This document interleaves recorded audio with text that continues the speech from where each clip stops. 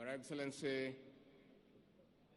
the President of the Republic of Kenya and Commander-in-Chief of the Kenya Defense Forces, Dr. William Ruto, Your Excellency, the First Lady of the Republic of Kenya, Mama Rachel Ruto, Your Excellency, the President of the Republic of Comoros, Azali Assoumani, Your Excellency, the former President of Niger, Yusuf Mahamadou, the Governor, our host Governor of Embu, the Honorable Ses Barire, a.k.a. Karinda, who is also the chairperson of the ruling party, the United Democratic Alliance,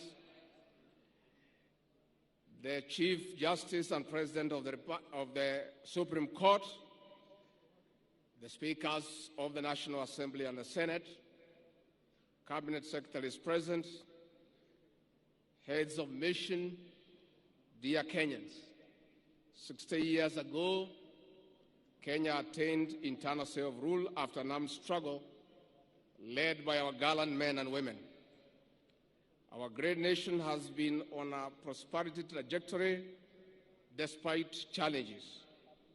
Our future is promising, and for this, Your Excellency, we honor our freedom heroes and heroines. On this day, we honor Kenyans whose hard work continues to drive our nation towards a life of dignity. Our resolve to attain this dignity is unwavered. We celebrate this day, Your Excellency, under the theme, Empowering Sustainable National Development through Cooperatives and Micro and Small Businesses. It also happens when public reforms, especially in the coffee, tea, and dairy subsectors, are on top gear. The structural reforms aim at restoring the dignity of our farmers in line with the bottom-up economic transformation agenda. It is this regard, Your Excellency, that we have convened a special summit of all coffee stakeholders in the neighboring county of Meru next week to come up with practical interventions to put money into the pockets of our farmers. There shortly, there will be another conference for tea, followed by macadamia, avocado, miraa, and muguka. Your Excellency, for sustainable reforms in these subsectors, cooperatives are central components in uplifting our small-scale farmers to economic independence and prosperity. To this effect, the cooperative movement must roar back to life by instituting necessary reforms. Your Excellency, if you allow me, before I invite you to address the nation, let me make an observation on the significance of hosting Madaraka Day celebrations this year in Embu County. Your Excellency, the venue of this celebration is on the edge of Mount Kenya Forest, where gallant men and women took arms, crude as they were, to drive the British colonialists from this land, reclaim their freedom, and get back their land. Your Excellency, our gallant men and women, despite being limited, were facing a very difficult situation. The colonialists had guns, they had planes, they had grenades, they had bombs, but the poor freedom fighters had only a panga, but a sheer and great resolve to get back their independence. Your Excellency, your presence here is a reminder of that struggle. Destiny has placed you in a unique position to lead the final and the third liberation of this great country, the economic liberation of our people.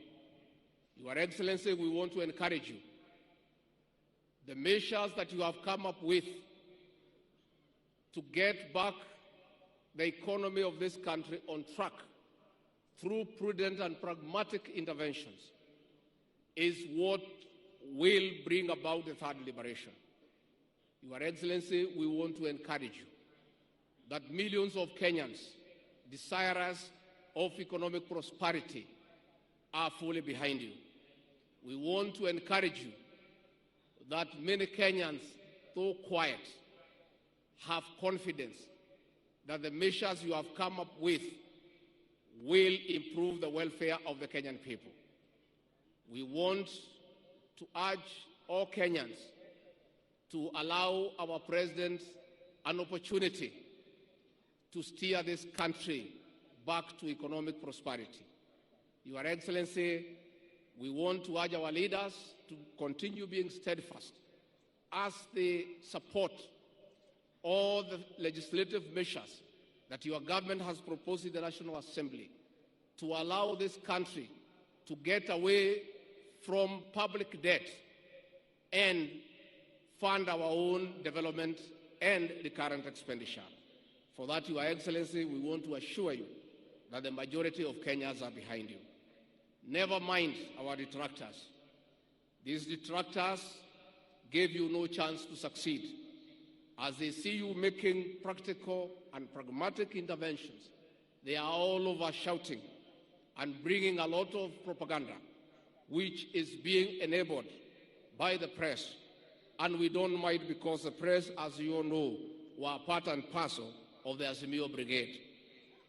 And therefore, Your Excellency, we want to urge you to continue with the confidence that the people of Kenya will give you the necessary support.